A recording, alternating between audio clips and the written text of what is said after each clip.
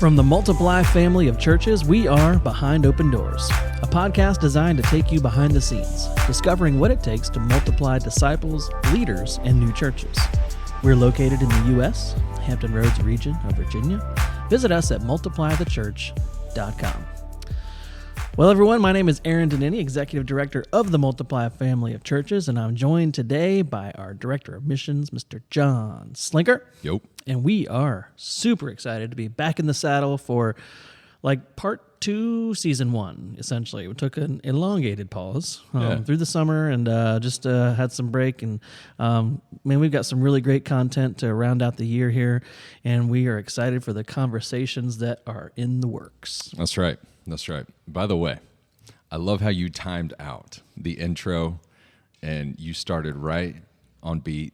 It was perfect. Great job. Yeah, I appreciate that. It was good. Yeah. And it rolls out like you've literally timed this out. I don't know if that was super intentional or if it just worked out like that, but you just, it just happens. Yeah, it just happens. It's just how we do. Yeah, it is. You know? It is. Yeah, that's just all I know to do, man. I'm a musician, so I gotta things gotta be on lock and on beat for me. That's right. So That's right. No, I loved it. You started. I heard the snare. It was perfect. Okay. By the way, twice. Yep. All right. You said. By the way. Okay. You were the one that recorded that music. Well, I want to remind the people that we have custom bumper music thanks to Sir John Slinker. So before we go any further, here's a quick reminder that the podcast is written, produced, and distributed all in the Multiply family. Your giving to the Multiply Project makes this possible. And my wife and I were recipients of that just recently as y'all sent us to go take care of some family of the Multiply churches. And that was a huge blessing. This podcast, getting to have this information and share it and equip others. We're so grateful for the support structure that exists in our family of churches here. So from disciple making and leadership resources to some walking alongside while planting and pastoring, the Multiply family of churches is there. Whether you're a member of one of our churches, a prospective intern or resident, or a pastor, we want to help you multiply the gospel where you are. And you can give to the Multiply Project by making a pledge with us or by a one-time donation at multiplythechurch.com, that homepage, that landing page there on our beautiful website. Praise God for a great start to a fresh season of multiplying the church. Well, we are going to do a few episodes here once again to kind of round out the year. And in these episodes, we're going to do essentially a season of sit-downs. We're going to have some time with interviews with different people, and those folks will be revealed along the way. Some are set up, some are not. And but either way, we're excited about what this is going to bring. Just a little bit different, template of what we're trying to do here at the Bod Pod. That's right. Behind Open Doors podcast. Somehow Yeah. It became the Bod Pod. Yeah. We got to be careful with that. But either way, it's going to be fun. And we do have a couple of bonus episodes coming up too. One of them I'll kind of tease a bit. There is an event that our family of churches does at 2 of our churches that happens in December that centers around Christmas, and it's something about helping people provide Christmas for their families, and it's reaching its 10-year mark this year, and we're super excited about that. We'll reveal a little bit more of what that's about in the coming episodes, but we're excited to celebrate that. First of all, I don't think you left much to really be. Hey, there's people that listen to this that don't know what we do in December. I guess so. You're right. You're very right. But also, secondly, then the Lord is not the author of confusion, Aaron. So I don't know if people appreciate you. It's also wise to withhold a matter, right? Progressive revelation. Right. Noted. Right. Very well. So, yeah, let's get it started. Our first sit down behind Open Doors is with a certain gentleman that I've had the pleasure to know for about 10 years. And he also just celebrated 10 years pastoring as the senior pastor at OV Church. You know him. He comes from Warren General Hospital, born in 1981. He moved shortly after to go to North Carolina for a few years with his family through elementary school, some of middle school, and then back to Pennsylvania, where he graduated from Youngsville High School, downtown Youngsville. It's about 1,700 population, and he played basketball. He played football. He worked at the local golf course. He built vintage cars with his mechanic father. He had a mother who was relentlessly for him. He had siblings, and he went to Old Dominion University, got his business finance degree, became youth pastor at Ocean View Baptist Church, and then he got his MDiv from Southeastern Baptist Theological Seminary, became senior pastor at that time, and just celebrated the 10 years there. All of that. And we haven't even touched on the fact that he's a husband or a father of 5. So, man, I feel like I know so much about you, but yet I feel like there's so much more left to be told. So, with that said, he's a friend, husband, father, brother. He's the director of the Multiply, or the executive director of the Multiply family of churches, and the senior pastor of OV, our leader, Aaron Owen Deneny. Thanks, man.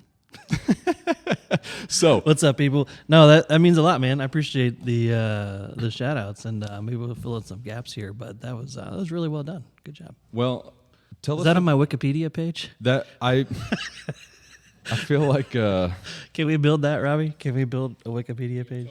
Okay. I did Google you this morning. Yeah. No, I didn't. But no Wikipedia pages.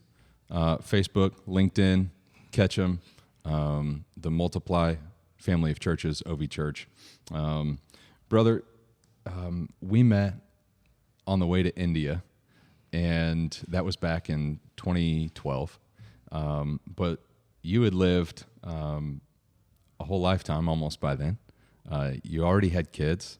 You were transitioning into becoming a senior pastor at that time. Tell me, though, a little bit more about your childhood. Where did you come from? How did you end up at Southeastern Baptist? And that's when we met. And then, so start there, and then we'll catch up. Yeah, man.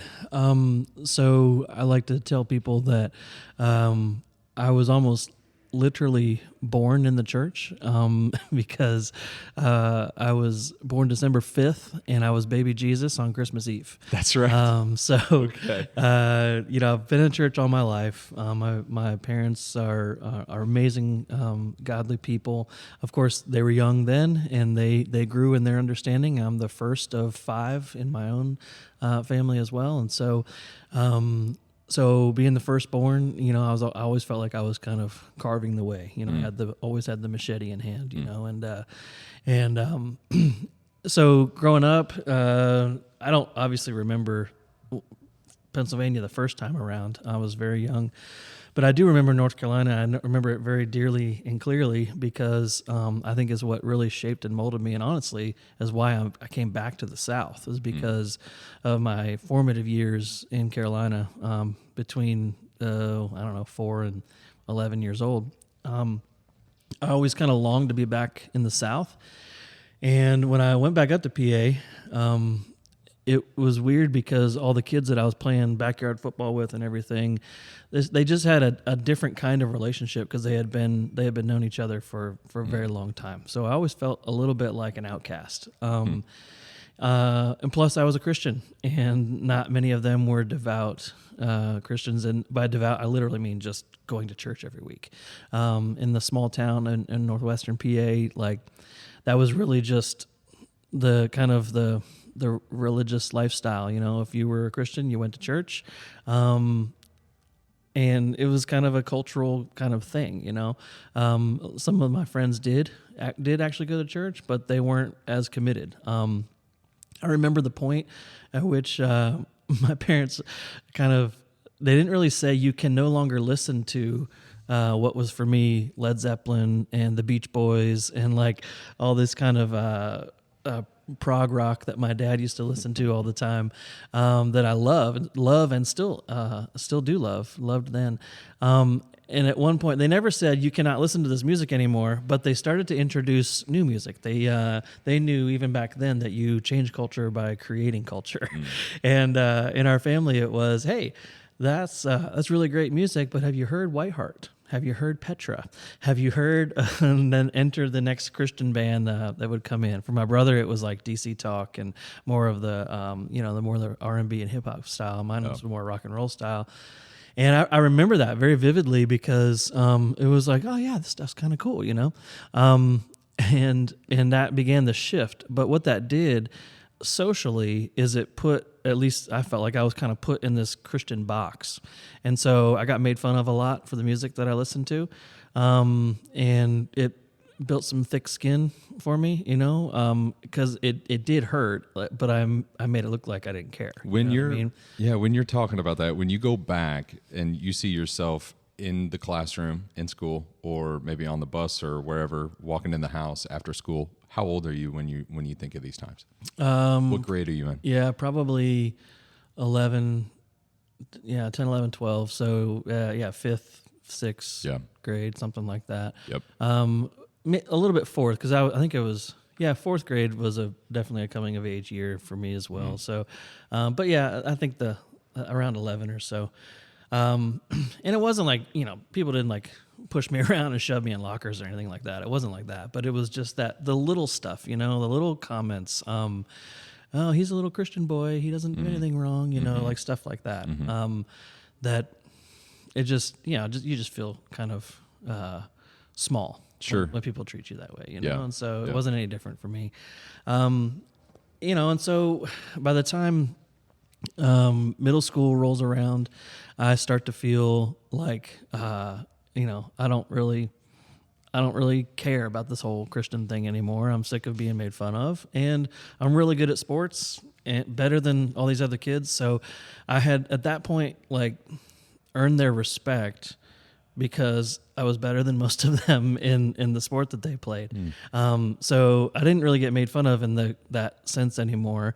Now I just wanted to full on fit in, And so by 9th grade, I bought my first Nas CD, and started listening to hip hop, and things kind of went haywire for the next several years in high school as far as spiritual direction went. I was made to go to church, and that was my life. It was just kind of doing what you did culturally to make the parents happy, but living a different life really throughout the week.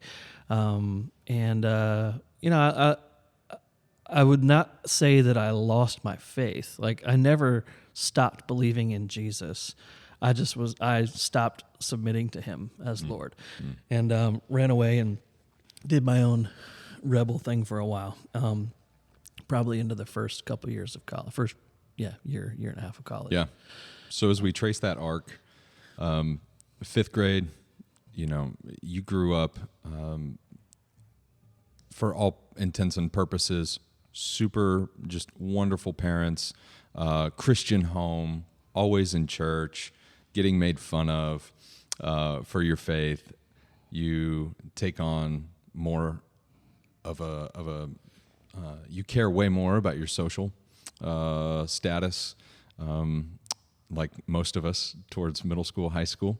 And then as you trace the arc through college, what's your walk with the Lord like at that time? Yeah. And what are you doing? How did you get to ODU? And why business? Yeah. So, by the way, in high school, my parents had twin girls when I was 16 years old. I was dating my then girlfriend, now wife at the time. Okay. So I got a whole lot of attention was pulled away from me and my brother and put on the younger kids. And so I was just kind of on my own, and I wasn't, but I could be if I wanted to, Sure. And so I know that they knew a lot of what I was doing and what was going on, but I didn't really care. And to me at the time, it didn't seem like they cared a whole lot, so I was just going to do my own thing. And so that kind of fed into my rebellion a little bit. So when I went to college, it ended up being business. It was engineering at first because engineering is where you make a bunch of money, right? But I forgot that, or I didn't know at the time that in engineering you got to know a lot of math. And so I've also heard lately, since then, that engineering is basically pre-business, right? So guys that can't hack it in the math world of engineering end up doing business, and so that's what I did. Pretty much. Yeah. Yeah. So the first couple years, our first year and a half or first year of school, really, I essentially partied my way out.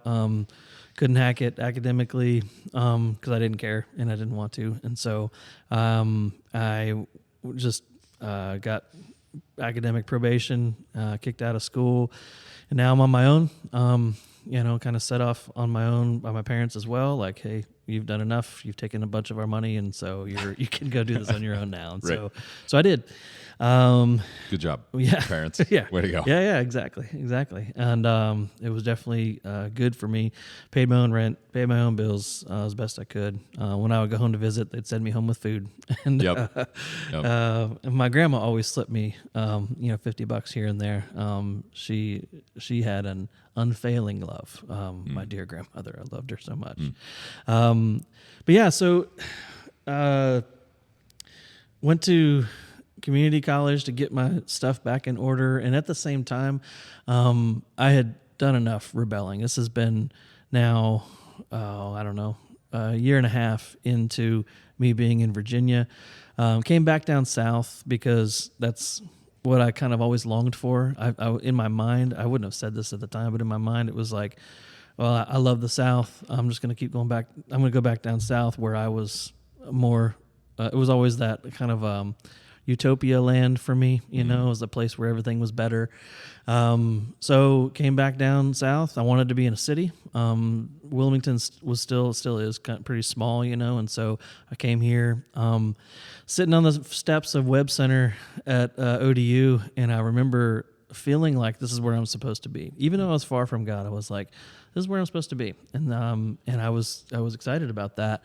But I had no idea. Like, I had no spiritual motivations towards that. I can look back now and say I kind of know why, because a lot of things have happened in the last 22 years since then. So, just felt like this is where I was supposed to be. So again, like I said, kind of partied my way out of school and went back TCC. At the same time I went back to TCC, started to get my life back in order. Katie's, my wife's, parents got divorced, grandfather passed away, and she just needed a respite, get away from life up in PA as well. We had kind of split up for a bit. She came down here. I convinced her to stay and marry me in 2003. So I'd already been living with a friend outside of the frat life, and so Katie comes down. I kind of go away from friends and go towards her, and we start to build our own friend group here. And I switched majors to business because it was easier, and I did enjoy the idea of business at the time. And it was just kind of business for me was a general studies kind of thing, so it was easy. And I did business finance once I finally went to ODU. The other options were insurance or real estate, and I didn't want to do those. So, or management. And management to me was like, I was not going to see myself, no offense here to anybody listening, but I wasn't going to see myself at like Office Max managing a retail store or something like that. To me, that's what business management kind of was like managing some operations of some corporate big box thing, and I was not going to do that. I knew that already. I start to feel the tug, and around this time, so I get married fall of August of 2003, and this is where God's really starting to mess with me, right, and start to really tug on my life. And so I wrote down 3 words and I put them on the wall, and one was it was business, politics, and church leadership. And I just knew that I was passionate about these things, and I didn't know where that was going to go. So I wrote those 3 words on a piece of paper, and then a bunch of words surrounding them that kind of informed each of them, and they were kind of not even concentric circles. It was really like a Venn diagram of sorts, like where all these things come together and collide is where I want to be, right? And this was strictly speaking professional. And so I started to work through that and just kept it on the wall for a long time. Took me a while to finish up school because I was going to school part-time, working part-time. So it kind of took the long route getting through school. And it's more traditional now, I think, to do that, but it wasn't back then. And got married in that time. By the time I graduated at ODU, we had 2. No, we were going on 2 kids. We had 1. We were going on 2. I had accepted the call to youth ministry at Ocean View Baptist Church. Really felt like that's the start of where that call collided for me, and was excited to be at the church that I came back to Jesus in. When we came to the church, we connected with a group of dear friends that are still friends to this day, and really started to experience community, real community. And when I did that, when we did that, it was, this kind of new family developed, and it really changed my life. And so, kind of looking fast forward to where I'm at right now, looking back at all that is like, that was really formative for me. And it's really a foundational for how and why we do things the way we do now as well. Yeah. Because when people come in that are searching, I want them to find community, right? Something that really resonates with me is that Jesus called his disciples to follow him, and then they believed. And I believe that following him was being invited into community, and then they believed in him because they saw who he truly was. Yeah. So I think that's true for people in the church today as well. They need to be brought into genuine community first, and then the odds are pretty good if they stay in good community, biblical community, that they will believe after that. Yeah. So tell us about a barbecue grill and why Ocean View Baptist Church. Yeah. So I had a little grill that my parents had that Dad brought down when he brought Katie down, actually, for that visit. They brought this grill with him, and it was one that you had to light from underneath. And when you did, it like essentially blew up, and finally lit the things. And I didn't have any idea what I was doing. I put coals in it at one point. It was a disaster. Dude, so yeah, 90s was great. Yeah, great decade. Yeah. So my friends that I had now been in community with saw all this, and for our it was before our wedding even, and they came and they gave us a new grill. It was probably $100 grill, but like that gesture of my friends, our friends loving us like that, enough to buy us a brand new grill, it blew my mind. Like I was like, my parents are supposed to do this, not friends, and so some of it was just a transition into adulthood, and just having your own people that can actually afford things, and some of it was like truly being away from my family, and they knew it, and they adopted us into their families, and again, feeling that genuine community. So that exercise of love was something that I'll never forget, but also a lot of things that I do and have set things up for are based around that genuine act of kindness and love towards a fellow believer is making sure that people are cared for in those kind of ways, Yeah, amen. That's good. We need to roll the tape back just a bit. We've made some good progress, but going back, how did you get to Southeastern? Why Southeastern? Why an MDiv? you were youth pastor, but even before that, like how did you come back to following Jesus even before you met some of that community, or was the community the main instigator? I also remember some sermons and some other guys you used to listen to. Yeah. So really, it was a buddy I was living with worked with a guy. He went by the name of JC. Okay. No joke. Right. Like his name was JC. Uh-huh. JC and he started to connect, and JC was telling him some stuff about like the Bible, Revelation, all these kind of things. And so we would get together and we would look at the book of Revelation and just kind of be like, wow, this is cool stuff, right? And it's terrible discipleship. But what the Lord did was he used those conversations and me actually physically opening up my Bible that I hadn't opened in years, to bring me back into the Word.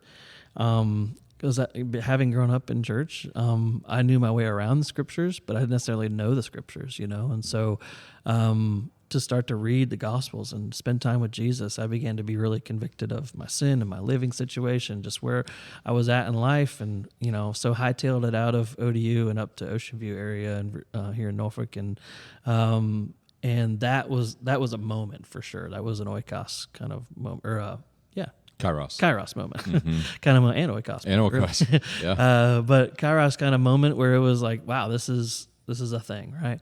And then from there, like going into community, that was the oikos part, right? Was a big deal. So those big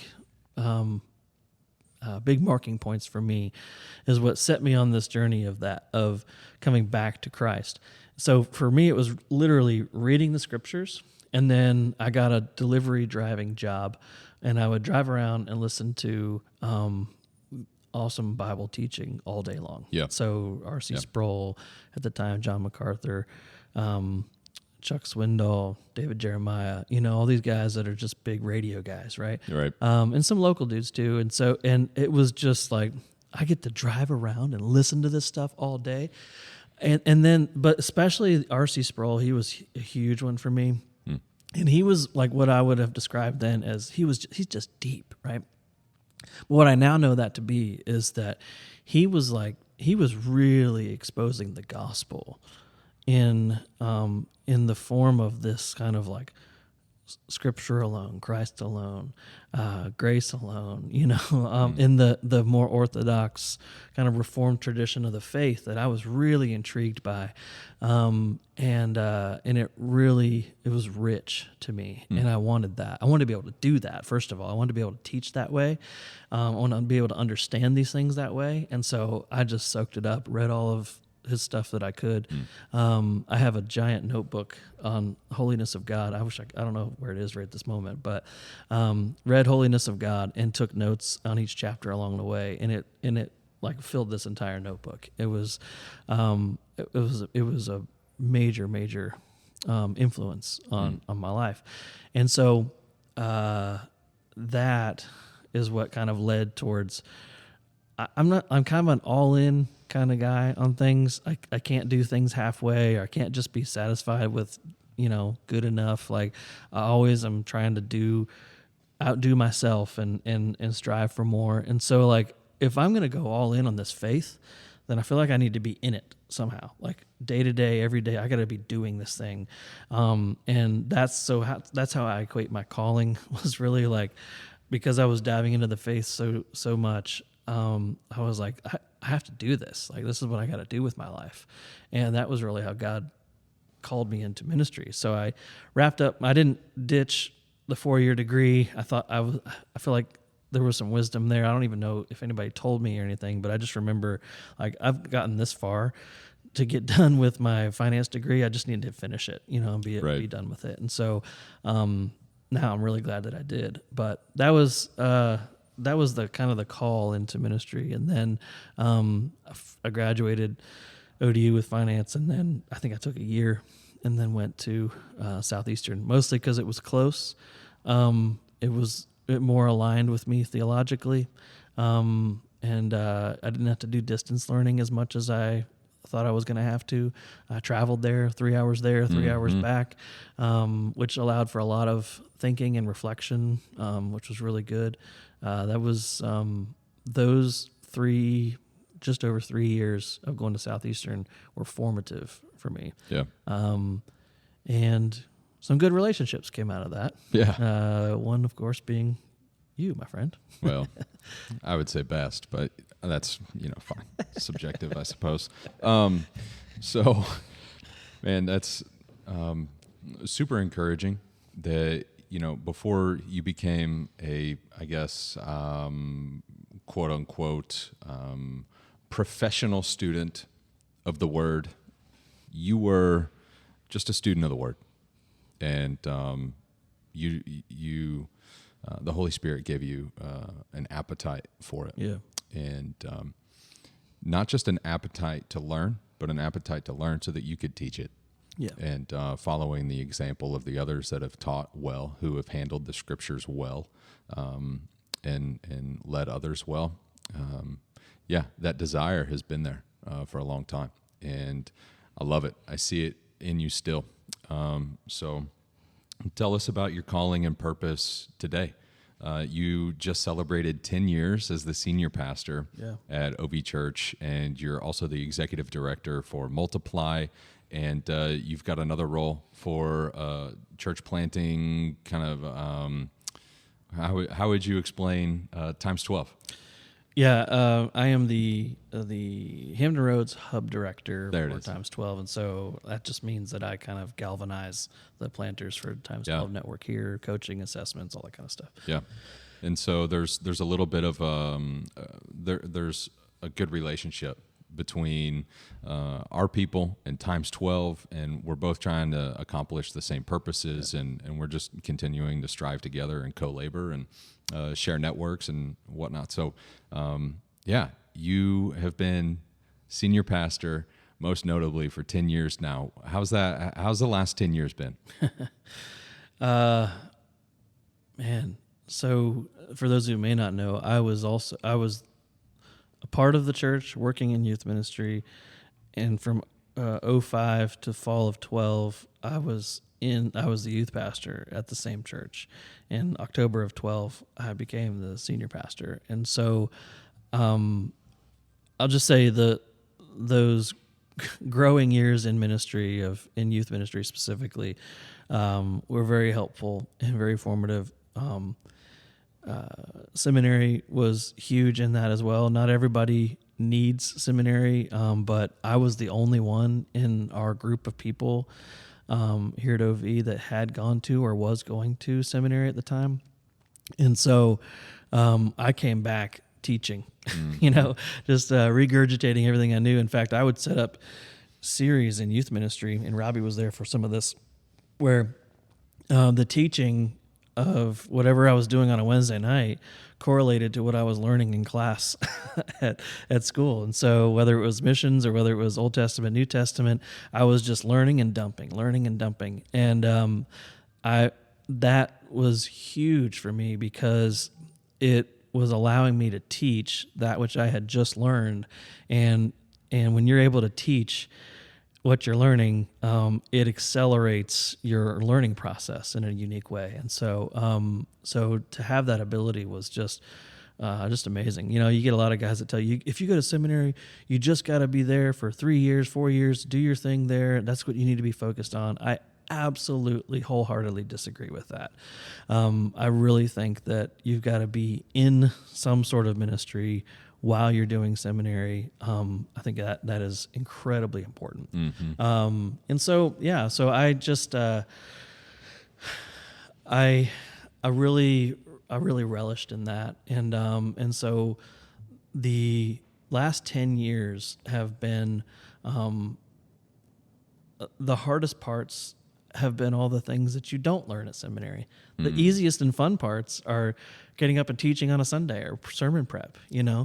Those are controllable. Yeah, exactly. For the most part. Exactly. I did missiology, and so I took almost zero pastoral classes, zero preaching classes. those are the kind of things that I just figured I was learning along the way. And I did missiology. I wanted to learn about culture and missions and reaching the world for Christ, that kind of thing. That's the huge emphasis of Southeastern anyway. And so when I came back, teaching and giving these, regurgitating those things essentially to OV,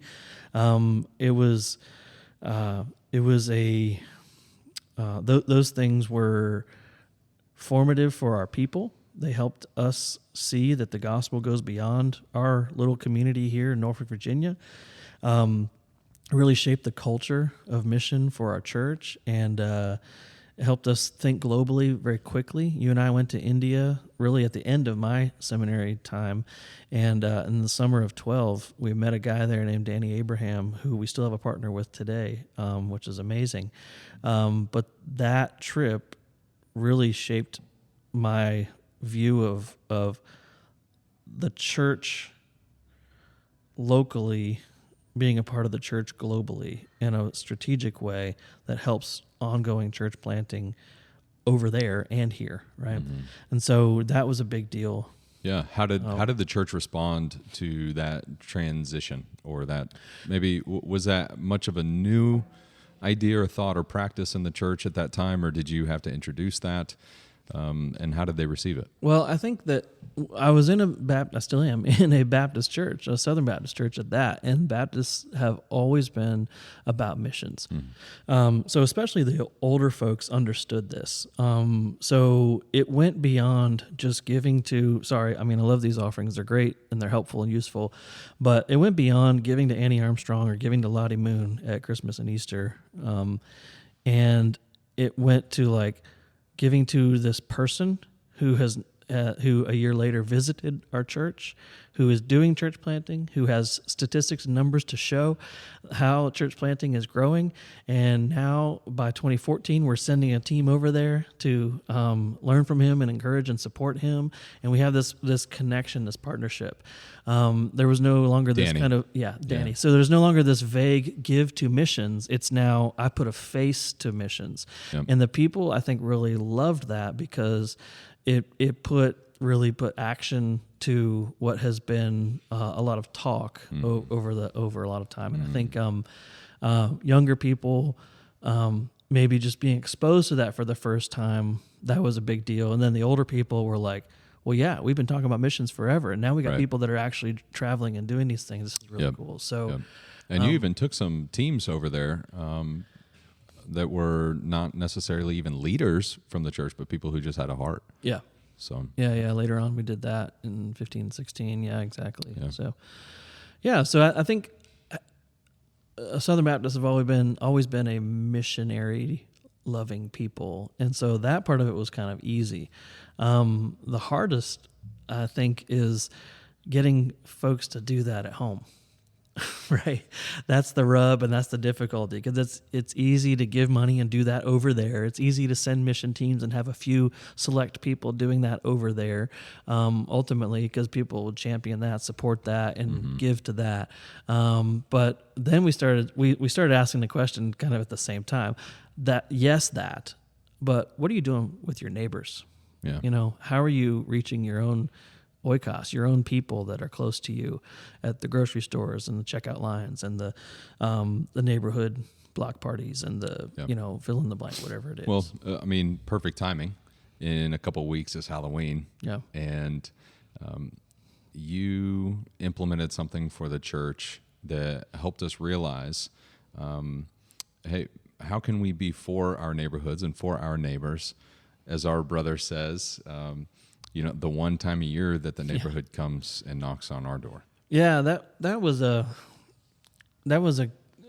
hard shift to make, because we had been doing a by all outward appearances very successful fall festival on the church grounds. We are in a neighborhood, so 500-600 people are coming through every single Halloween night, and it's a huge event, and it was mini state fair. Yeah, it was great, and we did these giveaways and just cool stuff.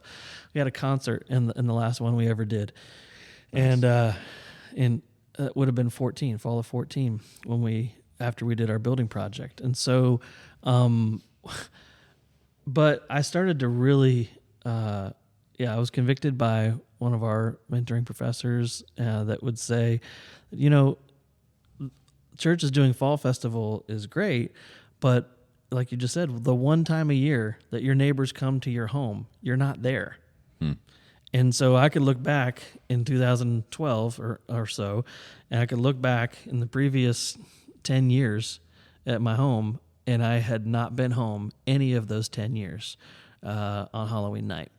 And you just, you put a bowl out there, hey, happy Halloween, but yet you're not actually engaging with people.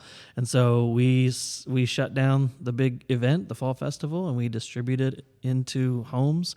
And as far as we can count, it's hard to count this, but as far as we can count, we tripled the impact from 500 people or so in the parking lot and on the grounds to now about 1,500 or so people being reached in these different kind of neighborhood parties that were happening Halloween. I think it's a good flip. What problem has God called you to solve or tackle? Or what goal do you feel God has called you to achieve? I heard you say 3 words earlier that you wrote down on a sheet of paper: business, politics, and leadership. Where does God have your heart right now? Is there something you're focusing on that's a specific problem you're trying to solve or a specific goal you're trying to achieve? Man, that's a really, really good question. Because I think I don't know that it changes over the years, but it molds and it morphs over the years. Mm-hmm. So the original problem I wanted to solve was, how do I get people on mission? How do I get people to make disciples? And I learned that if you get people to make disciples, they will be on mission. Now you have to be intentional about all that, right? And that was really my call. And I said that the other day at our 10-year celebration, that all I know to do is to make disciples that go on mission, and that's going to turn into church planting with the right leadership in place, right? That's really all I know to do. I came in with a napkin 10 years ago telling the pastor search team that this was my strategy, and it turned in, and this is what I know. So I'm just going to keep doing that. So problem to solve is really constant and ongoing, that people forget that they need to make disciples, and I'm going to be the one to remind them, ultimately. But now that it's like the church part of it, just focusing on the church, I don't want to sound too boastful or I don't know about this, but the church part of it feels kind of easy to me. And I don't mean that I'm doing it well and doing everything perfect and right, but I feel like focusing on one church, I understand, especially in a transient culture, is just going to take time. And then you're going to lose a bunch of people, and you're going to have to continue the same process and training progress again. Mm-hmm. It's cyclical. It happens, and that's just the life of the local church. Yep. I've accepted that. I understand that, and I'm in with that. But now I'm like, so if that's the case for one church, how can we expand this now into multiple geographical spaces in a region and keep these things connected in a way where we pool and share resources? And that's really how Multiply was born, is out of that kind of, what does that look like? It looks like we need a group of central employees that are helping to tie together resources, pushing them out into the local churches so that those local churches can do ministry and mission. So the problem, I think, now is continuing to recruit and scale into a good-sized multi-church organization, because we've not really seen this done before beyond just a few churches. And now we're saying, by 2030, we want to be a family of 40 churches. Well, I've not seen 40 churches that are as connected as we see these churches being connected. And that to me is the big problem and the big challenge over the next 8+ years that needs to be, if not solved, at least headed towards solution. Sure. And so the boring stuff is pathways and tools to help people grow and make disciples. Things that like For pioneers. are just repeatable and like, how do I make disciples? Well, I could hand you a piece of paper and say, read this and you'll know how to make disciples, or I could walk alongside you and show you how to do it. But for me, it's like I need to be able to train leaders to train people to make disciples. Yeah. So At its core. So after about 8 years as senior pastor at OV, you felt a call, and we made some trips to some different places, met some other people, some other leaders, figuring out how other people do some of this stuff. Church planting, Multiply came out of that, and I think why you might say it became easy and easier is because you invested 10 years, and you're reaping what you sowed. And so, if anything, I don't think it's arrogant. I think it's just a principle of good, hard labor, loving people, expanding the community, and healthy things grow. Yeah. And the way that has grown and flourished out of OV is Multiply and three other churches now that are already pregnant in some senses, that are ready to birth other churches. And so, man, just appreciate your leadership. Your goal that you feel God has called you to achieve, or us as a community, that's a shared goal I hear in your heart, is 40 churches by 2030 that have legitimate, authentic community, that care for one another, and that are multiplying making disciples. Yeah. What does that look like? What resources? You said tools. You're a pioneer. You're an apostle heart, and you, like you said earlier, as a older brother, the firstborn, machete in hand, you're clearing the path, right? Making way and showing others how to do it. So what energizes you, first of all, about that process? You said the tools are boring. Some of the, and not that they're just, that's a broad statement, obviously. The processes, the pathways, all that stuff that we have to focus on right now, the administrative stuff, we're not gifted in that area. We're gifted in other areas. So what's most energizing to you about this whole thing? Well, that's actually kind of funny that I would say that, that is not my initial bend, my default gifting, but it's what I've come to actually love and appreciate, is solidifying these processes and writing things out. Like, right now, it's a weird game that I have to play more mentally than anything else. It's like what I get most satisfaction out of is sitting at my computer and writing all day. Yeah. About whatever. It could be, this process. It could be a narrative about how this ought to be done. It could be, a strategy that ends up being a drawing, from a whiteboard for this next thing that needs to be worked on. Those are the things that I get the most satisfaction out of now that I would have fell asleep on, a couple years ago. Now, your question, though, was what gives me the most energy. That was part of your question. Mm-hmm. That drains me, too. Yeah. Like, I go home those nights like a lump, like I'm worthless. But it's a different sense of accomplishment, isn't it? It's like that kind of stuff is like still taking out the trash, doing the dishes, all the things we don't necessarily want to do. But when the house is perfect and clean and all that vision is out of our head and on paper and ready to be communicated well and effectively to the community, man, that feels good. Yeah, it does. And so right now, that's my answer. Yep. I'd like to say I've been consistent all these years and this is what it's been all this. That's not true. Like it changes. It changes. So right now, that's where I get the most satisfaction, the most joy is by really I think in the end, what to add my future thinking to this, it gives me great joy and satisfaction because I know now it's out of my head and somebody else can use it, and somebody else can be equipped along those same lines. And I can teach it to somebody else very quickly and then hand them something to remind them of what I've said, rather than, what did he say about, making disciples that multiply? Like, where's the starting point for that? And I can literally point to something that we've created and say, here's the reminder, Yep. and now it's solidified, it's reproducible at that point. Yeah, that's good.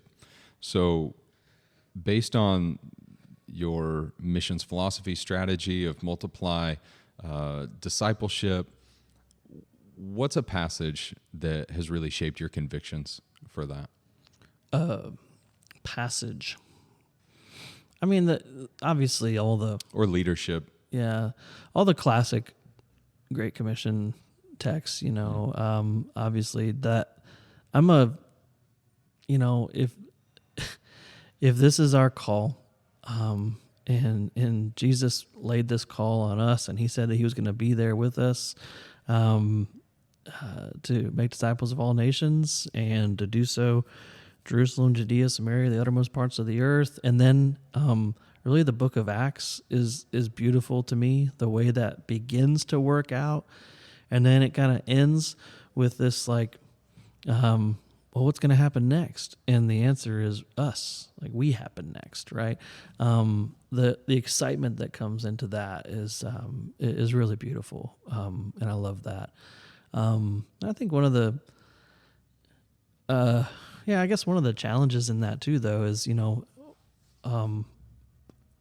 look at all the work that Paul did to write out the theology and practice to all the churches, kind of as he was ministering or as he was in prison or whatever, and writing out everything that he had taught them already, and then reminding them to come back to these basic principles, whether it was Ephesus or Rome or whatever.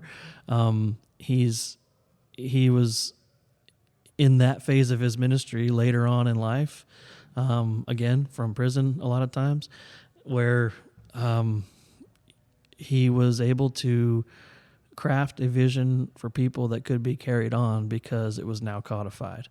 And I'm not saying that my ministry is over at all, but I am saying I'm seeing this transition where I've got a foot in both ponds, as it were, where I've done a lot of work on the ground to help a church grow and multiply, and now I've got to get in this space where I'm helping leaders have the tools and resources they need to do the same.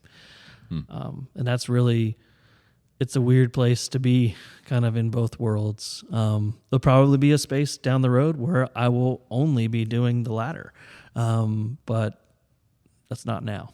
Yeah. What a great calling. I see it, and you've always been for others, and to continue raising up leaders. You've exemplified that.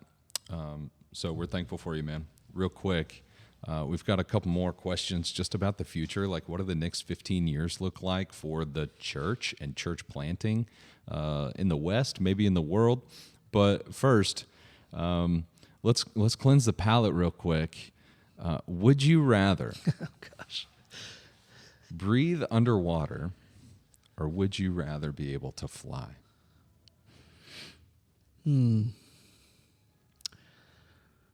Breathe underwater or be able to fly. I think the initial reaction that I have, and I think a lot of people would have, is, fly, of course. Because, like, I could see everything, whatever, and a visionary, this kind of deal. But there's so much mystery underwater. Right. Like, I look out at our bay here, Chesapeake Bay, and I'm like, man, there's so much there that nobody knows about. What is the quote? We know more about space than we do about the ocean. Yeah, and that intrigues me. Right. So I think I like more of the unknown. Okay, I'm gonna throw a wrench in it though, because I had the same feeling. Okay. I started the same way. You can't move. Like you still move the same way we would move underwater. We're just able to be under there as long as we want. So if you can fly, I feel like you can get places a lot quicker, and it would be a lot more useful and practical from a Yeah, I standpoint. suppose. But if I can breathe underwater, I can build a house underwater. I can live underwater, right? So I can do life underwater and go at a slower pace and do a little bit more exploration. I'll win a dunk contest. I suppose that's true. Yeah, that's interesting. Do I get to wear flippers? You could, yeah, sure. I get to use the tools? Yeah, use the tools. Okay. Use everything. I like that. Okay, all right. So, would you rather? You're saying definitively, you're going to give up flying. Yeah, I think so. Okay. I think so. Okay, Yeah. that's cool. Living underwater. Yeah, Chris Brooks, one of the guys here at Coalescence Coffee. He has recently this past year started scuba diving, and he showed me some videos. And the last place they were at in the Bahamas a few weeks ago, man, he was like 65 feet deep, and there's huge, like 8-foot sharks swimming above him. Yes, that's what I'm talking about. Right. There. Yes. Right. So yeah, just not tiger sharks, please. Yeah. But anyways, that's cool. All right. I learned something about you.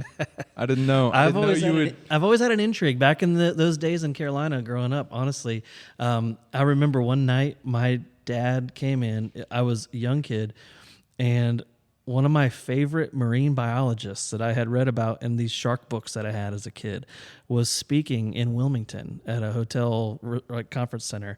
And she started speaking at like 8 p.m. and I'm like 7 years old, you know? My dad's like, do you want to go see it? I'm like, yeah, I want to go see it. I want to go meet her. And I did. And, you know, I got home real late that night, you know, and sat through this boring marine biology lecture at like 7 years old. But it was really cool. So I've always had this intrigue for marine biology and sharks. And my brother was like scared to death, like had nightmares about them. Really? Yeah. And I didn't do it on purpose, but I really loved those things. Okay. Would you rather? Okay. Yep. So, I might. If I had to put money on it, I would have said you would have picked flying. Really? Yeah, I think so. I didn't know that you had that much of a passion for the water. That's cool. In the mystery. I share it. Yeah, that's good. So, lastly, what resources do you have? Can you think of anything pertaining to your leadership and something that has really helped you accomplish your calling? The Bible. Obviously. What passage? All of Acts. All of it. All of it. No, that.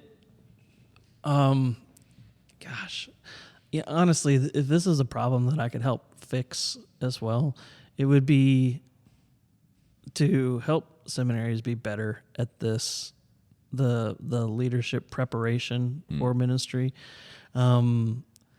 Do you? Is it? Do you see that? How much is that a seminary's responsibility versus a church's responsibility? And well, that's assuming that the church is doing it. That's assuming that the church is doing it. I don't think it's happening because I think the two are related, and the academy gives the church what they produce, and that's usually how it works, right? Like a church wants to see, most of the time, at least a one that's not being started by a church planter, they want to see that a pastor has seminary experience and all this stuff, right? Mm-hmm. And they assume that includes leadership experience or organizational leadership experience, especially at a larger church, and that's not necessarily true. Yeah. And had I not gone and sought out those things by myself, along with what was going on in seminary, I'm not sure I'd be the leader that I am today. And so, you know, I've always loved Andy Stanley as far as his leadership principles. Like the stuff that he has is just gold, and he's a direct disciple of John Maxwell. You know, so these kind of guys that have been entrenched in it a long time, I've learned a lot from over the years. Their podcasts, and then you have to adapt for your context. You know, so I think some wisdom in that, and knowing what your people are going to appreciate or latch on to, I think is important. So, yeah. So Andy Stanley Leadership Podcast. Some of the great pastoral leaders, Andy being one of them. Craig Groeschel is another great one. I think I like to learn also from folks of different cultures, and so I want to learn from a Derwin Gray and a Eric Mason as well. I want to hear what they have to say about life and leadership. So yeah, I guess I'd have to think more specifically because there's not any one silver bullet type of this book really changed my life when it comes to leadership. So I'd have to put some of those up on the podcast page when we get done. But Yep. And I can do that. But I guess those would be kind of the major influences. And just read, just read the book. I have a giant library of leadership books that I could go down the line and name, but they all have shaped me and formed me in some kind of ways.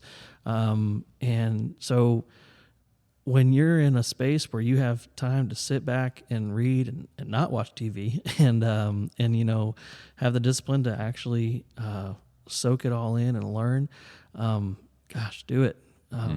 Especially if you're in a place in life where you don't have kids, you don't have distractions, do it now because you will eventually be pulled in a million different directions and not able to at some point. So, yeah. When did you become a reader? The funny thing is I actually don't like reading. It's not joyful for me to sit down and read a book. It takes, I have to force myself to do it. It's a lot easier when you're being graded on something because I feel like I have to accomplish something, and I'm going to be accountable for it, and so therefore I have to do this right and do it well. So seminary time frame was the best for me. Since then, I've not read near as much, but I've read, and I've watched. I watched my grandfather,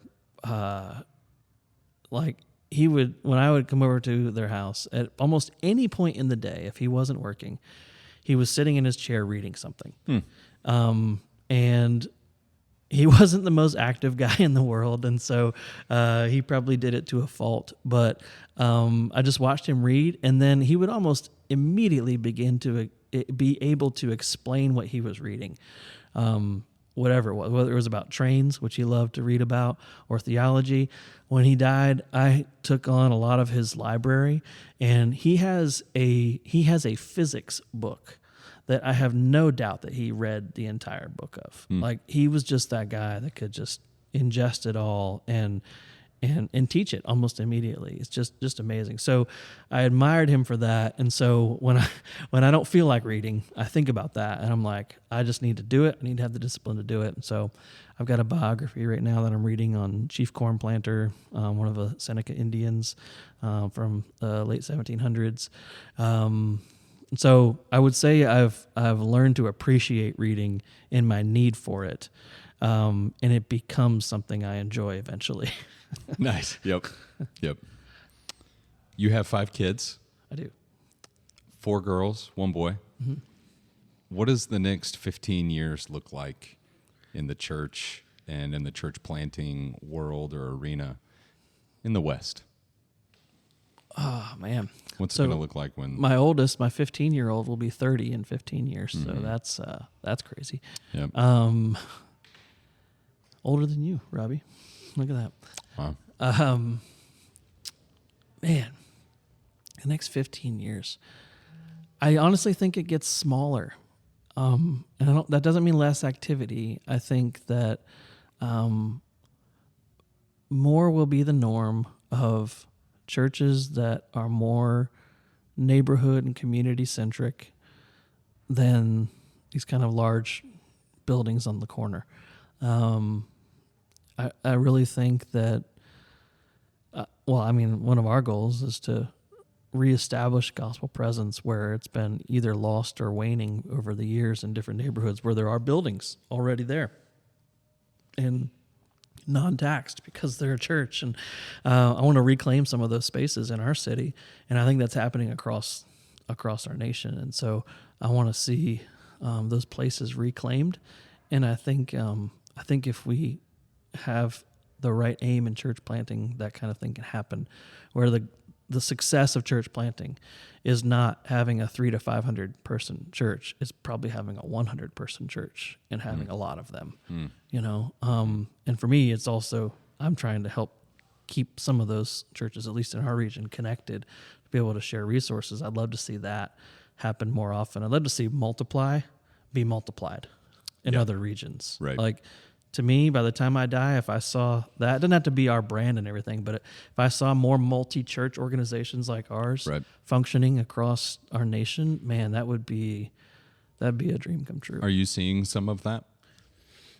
I'd say not yet. I'm seeing some interest, yes. I've had people in different regions, the RDU area and in New England, asking questions about how we've done these kind of things. And it's been really, really cool to just be on the receiving end of those questions. But those two places are difficult because you've got larger churches that are actually trying to downsize themselves and go away from a campus model and into a multi-church model. And that's way more difficult than just starting it from the beginning. So what's the difference between a multi-church or multi-campus or multi-site and what Multiply is doing? Well, Multiply, I would call, is a multi-church. So multi-church is more about the sharing of resources and people and coming together and locking arms as a body of believers that happens to be in different geographical locations. The campus model is more like, you have a central kind of mother church that has these different satellite spaces that may project a different preacher on the TV in those satellites, or may have a campus pastor, but they are very much subject to what's going on at the mother church. And we don't operate that way. We gladly submit ourselves to one another, and the resources that one has will be shared with another. And so it's more of a family. Yeah. What we do as a multi-church. Yeah. I'd like to see that happen more. Amen. I hear you saying codependency, not independence or dependence. Interdependency is probably more the way I would describe it. Yep. That's it. Yeah. Beautiful. Adoption. What part of church adoption does the next 15 years play for churches and organizations like Multiply? Where does that fit into? We've got the planting, and then we've got church adoptions. What is that? What might that look like? I think adopting new churches is sometimes the hardest because a lot of folks are set in their ways, or set in how they want to do things. And if somebody were to come to us and say, hey, we would love to be a part of Multiply. Well, that's awesome. That's great. That's a great start. But it's really the start of a long conversation because what I've learned is, and what we have to get at very quickly is, where do we stand theologically? Because eventually it's going to come out where we differ on things. And some of them, we're usually pretty tight on the main things. But when it comes to where we stand on biblical eldership, or where we stand on women in ministry, where we stand even on the means of grace and orthodox theology, that stuff is all going to come out at some point. So I'd rather have that conversation first. Where's the theology at? Where's the alignment? Where's the misalignment? So we can see if that's even able to be overcome and we're able to agree with one another. And then we would get to more of the nuts and bolts of it.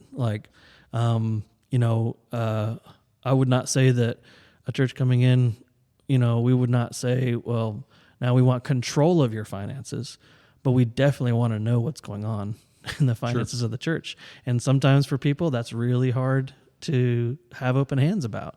I think for you and I, we're like, well, yeah, of course you can know what's going on in our books. That's not a big deal. Yeah. But that's not always the case with different churches. And that almost always ends up being the kind of almost stopping point. Like, you guys want to take us over? No, we don't want to take over. We want to help you. In order for us to help you, that means everywhere, in every aspect, because we've gotten pretty good at what we do, even financially and the business end of church. And so we want to help you to be better at that. You know? It's not just learning how to do it. It's that we've actually multiplied it multiple times over and fixed things as well. Darn near perfected that process. Shout out to Crystal and Eric and others who've really carved the path there. So church adoption versus church revitalization, is it more similar or more different? How do they compare? Yeah, that's church adoption to me is like a pastor and the elders of the church coming to us and saying, man, we want to plant churches, we want to multiply disciples, but we don't really have a process, or we don't have anything in place really to do that. That kind of like humility, that kind of attitude of like, we really want this, we need your help doing it. It's usually what church adoption is, right? That is way easier than a revitalization, unless the revitalization, the church that needs to be revitalized often doesn't have a pastor in place. They might be looking to be revitalized, and we're going to have to provide them eventually with a pastor. We've not had it yet of churches coming to us and saying, we want to be revitalized. Can we be a part of Multiply? We've had some churches come to us and say, we're really struggling. We don't know what to do. And I don't give them the Multiply pitch at that point. I just say, well, do you want to make disciples? Do you want to plant churches? And usually they've got no vision for that because they're just trying to survive. And so it's a much longer process for revitalization. I went through that at OV. When we went through that, it took years to get to where we were, about 5 years to really get to the place where I was able to then come in and kind of work from I'm not even sure the foundation was fully dry yet by the time I got into place in 2012. Yeah. So, revitalization is just really hard, and the person doing the revitalizing, the leader, has just got to have a heart for it, because it's a grind, and it weighs on you and it wears you out. Yep, as Logan Carson would say, a tough hide and a tender heart. Yeah, for sure.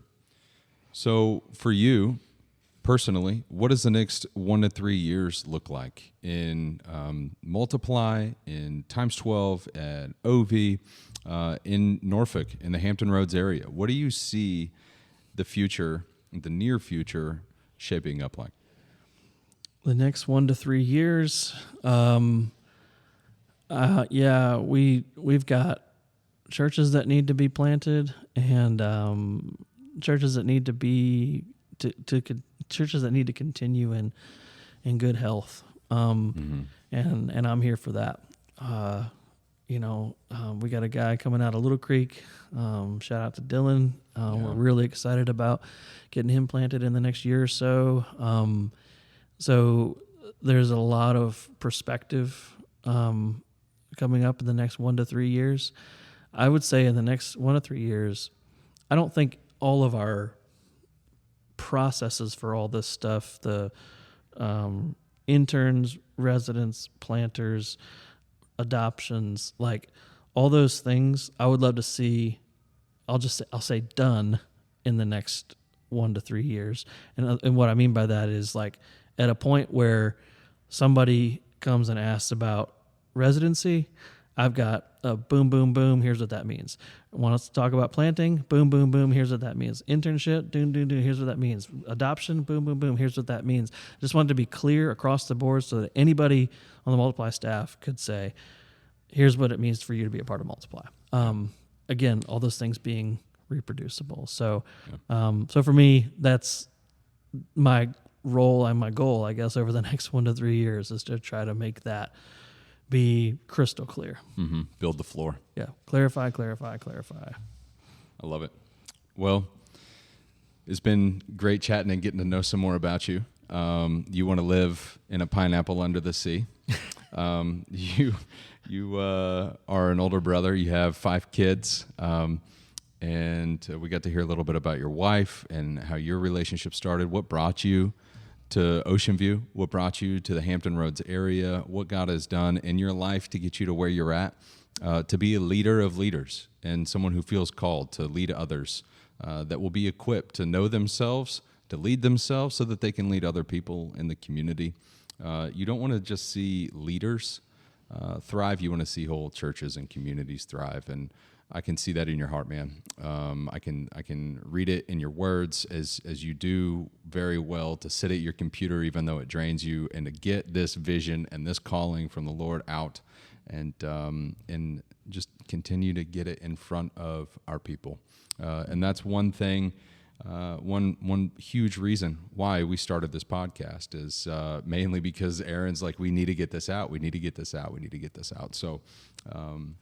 That's one of our primary roles of Multiply, to equip our family and churches with the resources that we need to multiply disciples, leaders, and new churches. Yeah. And so I just want to point people to our resource page, multiplythechurch.com/resources. There's so much on there. You know, I just talked about my desire, my real hope is that people will have what they need in order to make disciples and multiply disciples, leaders, and new churches. That's just the big win in my book, you know. And so go to the resource page, tool around there, see what would be useful to you as a disciple, just as a follower of Christ. Go to the disciple toolbox and fish around there and see where you're at on that pathway, and just do it, man. Get into a core group with somebody, and triads or quads, whatever you want to call it, and just get down and dirty with people and start showing people how you're following Jesus. That is the call for us as followers of Christ. And so I just want to push people there, man. It's a big deal. Yeah. So a segment that we love that we haven't done in a minute because we haven't done a podcast in a minute is, what are you listening to? What am I listening to? So I'm still in that, like, I wouldn't call it outlaw country, but my kids have gotten onto country a little bit more, and so I'm actually listening to country a little bit more. I'm not sure I ever thought that would be the case again, because I loved my 90s country, and I was done with it after that. But now I just love like Morgan Wallen and Zach Bryan, not Luke Bryan, Zach Bryan. A couple of those guys. Always Chris Stapleton, like he's always going to be my fave, but he's amazing. So that would be primary, and then I always love mine and my wife's 90s playlist that we like to play. Hers is usually filled with In Vogue and 90s R&B, and mine is usually like Pearl Jam and alt rock kind of stuff. But yeah, love it. That's me. How about you? Love it. What are you listening to? So I just got wind of this guy. It's Embleton. You can search him on Spotify, other things. On Time, a Collection, Volume 1. Good stuff. Is a friend of a friend. Excited to hear more from him. And really, that just means going through more of the stuff that he's already put out. But on the other side of that, Red Hot Chili Peppers just released a new album.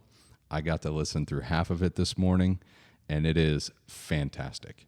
It's a callback to real music and just good rock. Some just the vibes, the feels, the drums, the bass lines, the guitars, the lyrics. Like, it's true art, and I love art. Artists always get at culture first. And so I don't have to agree necessarily with all the content that is being sung, except that it is also just a cultural, almost like a present lesson on what's happening in the world today. And they do a really good job. Yeah, that's cool. Yeah, it's hard for me to get into bands that have been doing it a long time and then they release something. It's really hard, but I'm going to try. Do it. Okay. No, you're not even going to have to try. Okay. You're going to put it on. You're just going to be like, oh, Yes. breath of fresh air. Yeah, all right, This is good. what music used to be.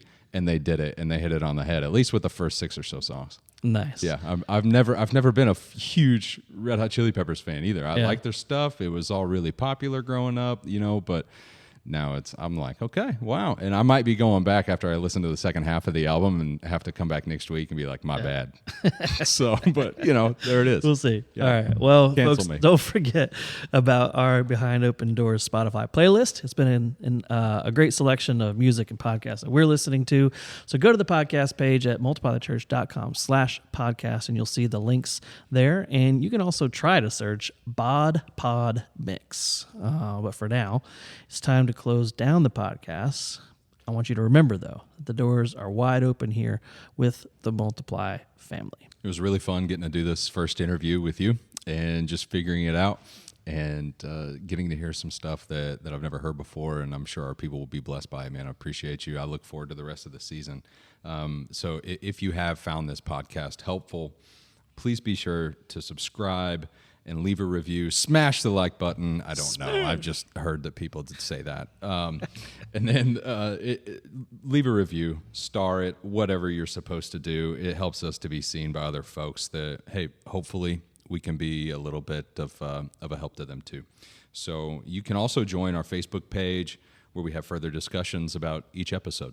And finally, you can share this episode and others to your social media pages. You have been listening to the Behind Open Doors podcast, where we take you behind the scenes, discovering what it takes to multiply disciples, leaders, and new churches. Let the word dwell richly in you, and may God multiply your efforts for the kingdom.